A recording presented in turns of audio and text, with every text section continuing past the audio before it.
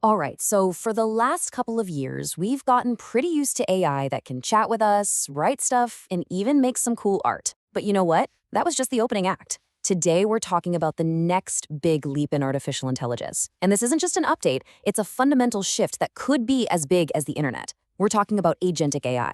So think about this. What if AI could do more than just talk? What if, instead of just answering a question you ask, it could actually go out and get stuff done for you? I'm not talking about just writing up a travel plan. I'm talking about it going and booking the flights, the hotels, the whole thing. It wouldn't just draft an email for you, it could manage your entire inbox. This is the core question that's turning the whole industry on its head right now. And this slide, yeah, this really nails the difference.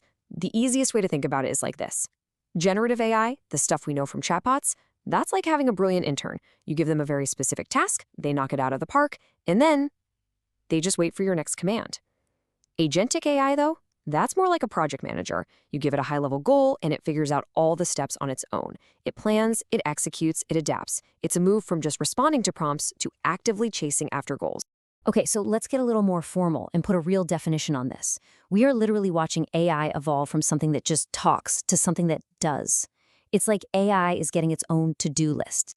Now, what's so interesting about this definition, and this comes from a big academic review, is the focus on two words, autonomy and duration.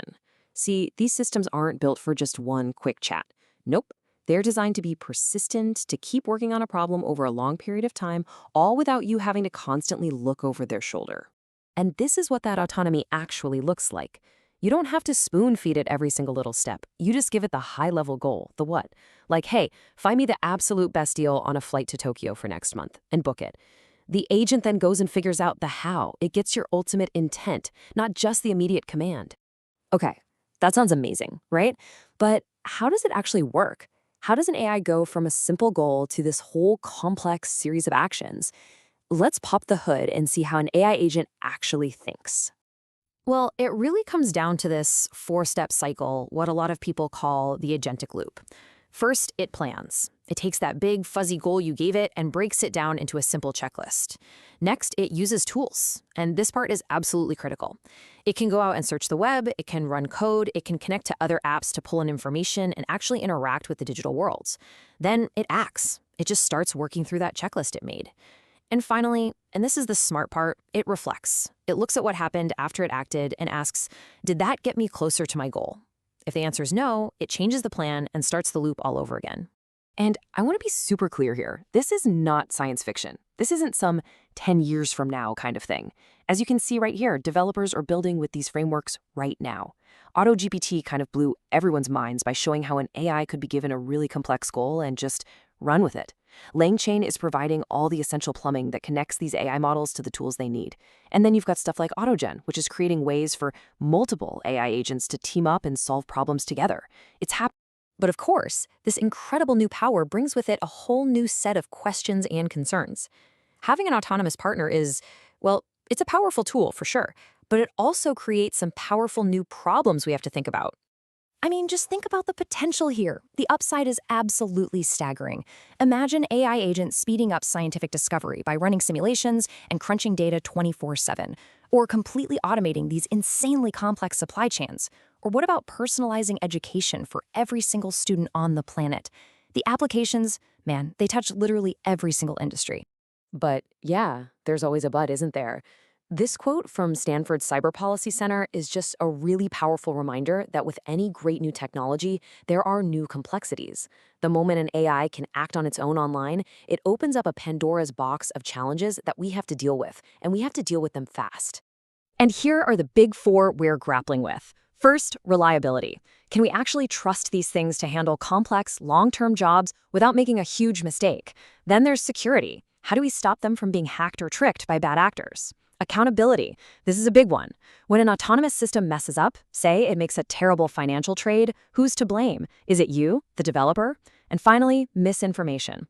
As these agents start creating content and acting online, how do we ever know what's real and what was just made by an AI? You see, these aren't just tech problems anymore. They're society-level problems. And solving them means we have to start thinking seriously about governance, about the rules, the standards, the guardrails that we need to build for a world full of autonomous AI. So let's just zoom in on that last challenge, because it's probably the one we're going to face first. If an AI agent can post on social media, write articles, create videos all by itself, our basic ability to trust anything we see online is at risk. So how do we fix that? How do we certify what's real?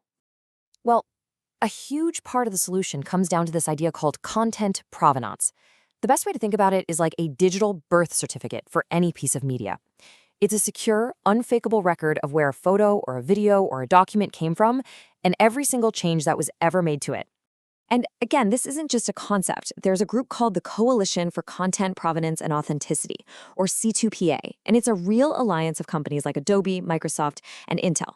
They're working on this exact problem, building the technical backbone to make content provenance a real thing. The goal is that in the future, your phone or your web browser could just instantly tell you, yep, this is authentic, or warning, this was generated by an AI. So as we start to wrap this up, it's pretty clear that agentic AI isn't something that's just happening to us. It's something we are actively building, actively designing. And the choices we're making right now about how we build it, how we govern it, are going to echo for decades. And the good news is we can be proactive about this. We don't have to wait for everything to go wrong. Just look at NIST, the National Institute of Standards and Technology. Right now, they are already developing and standardizing new kinds of cryptography to protect all of our data from the future threat of quantum computers. We can, and we absolutely should, apply that same kind of forward thinking to agentic AI. So, at the end of the day, building AI we can trust isn't just a technical challenge. It's not just about writing better code. It's about designing systems that are transparent enough for us to understand what they're doing, modular enough for us to control them, and that can scale in a way that always keeps human oversight and smart governance in the loop. So, I'll just leave you with this final thought. The age of agentic AI, it's not on the horizon anymore. It's here. The only real question left is, what are we going to build with it? Are we building reliable partners that are going to unlock human potential? Or are we creating a whole new class of problems that we can't control? The choice really is ours. Thanks for watching.